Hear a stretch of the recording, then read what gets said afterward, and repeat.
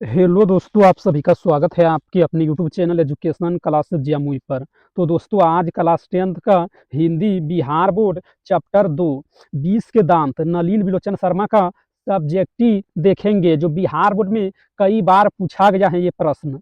तो देखिए, प्रश्न है सेन साहब के परिवार में बच्चों के पालन पोषण में किए जा रहे लिंग आधारित भेदभाव का अपने शब्दों में वर्णन कीजिए।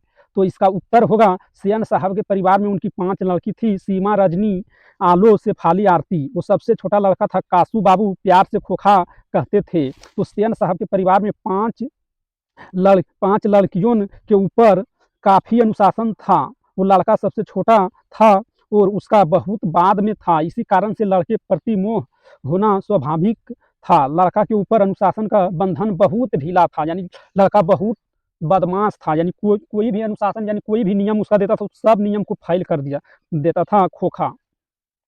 तो देखिए, प्रश्न संख्या 3 में कहता है, खोखा किन मामलों में अपवाद था? तो इसका उत्तर है, सेन साहब एक अमीर आदमी थे।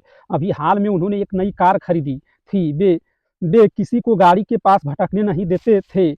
कहीं पर एक धब्बा दिख जाए तो क्लीनर और शोफर, यानी कचरा साफ करने वाला और शोफर ड्राइवर पर सामत आ जाती थी यानी गुस्सा, यानी कचरा साफ करने वाला और ड्राइवर पर गुस्सा आता था। सेन साहब आती आ जाती थी। तो उनके लड़कियों से मोटर की चमक दमक का कोई खास खतरा नहीं था। लेकिन खोखा सबसे छोटा लड़का था। वह बुढ़ापे की आंखों का तारा था। इसलिए मिसेज से ने उसे काफ़ी छूट दे रखी थी। दरअसल बात यह थी कि खोखा का जन्म तब हुआ था जब उसकी कोई उम्मीद दोनों को बाकी नहीं रह गई थी।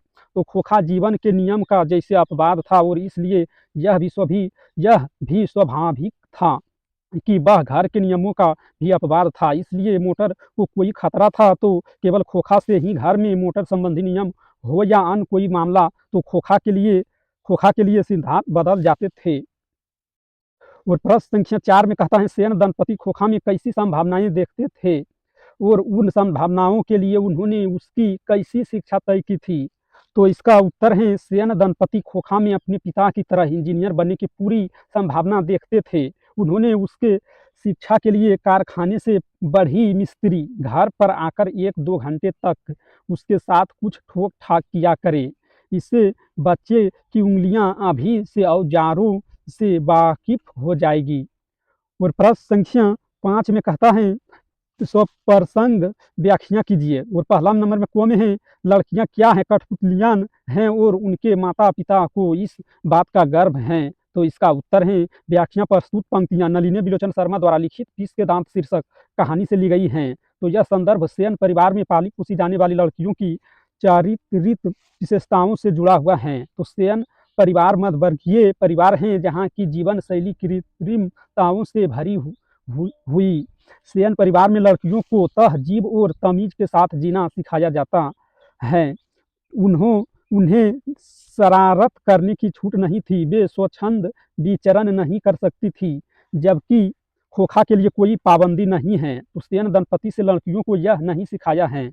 अगर इस वीडियो पसंद आए तो लाइक करना, और इस चैनल पर पहली बार है तो चैनल को सब्सक्राइब करना, ताकि जब भी वीडियो डालेंगे तो उसका नोटिफिकेशन आप तक पहुंचेगा और आप सबसे पहले देख पाएंगे।